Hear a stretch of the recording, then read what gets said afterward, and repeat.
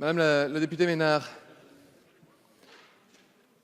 d'abord peut-être sur le fond, où vous voulez faire de votre proposition une mesure de prévention.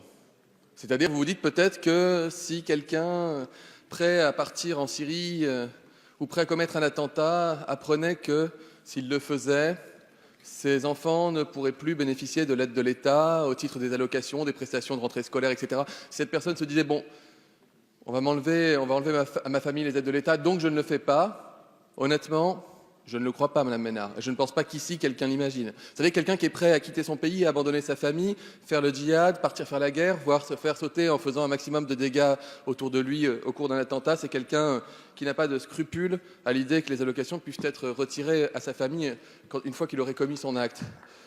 Deuxième possibilité, vous vous dites que c'est un acte de répression. Vous vous dites qu'on va finalement punir quelqu'un, l'auteur d'un acte. Mais qui est-ce qu'on va punir, Madame Ménard? On va punir la personne qui a commis l'acte? Non, on va punir des enfants.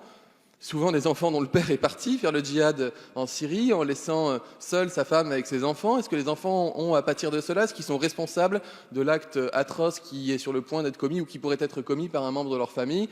À nouveau, je ne le crois pas. Et sur la forme, Madame Ménard, cet amendement stipule non seulement que vous voulez priver les familles des personnes qui se seraient rendues coupables d'actes de terrorisme ou d'être parties à l'étranger, mais vous voulez aussi punir les personnes qui sont proches de personnes dont quelqu'un dans la famille aurait commis un acte terroriste. C'est-à-dire, ça s'arrête où?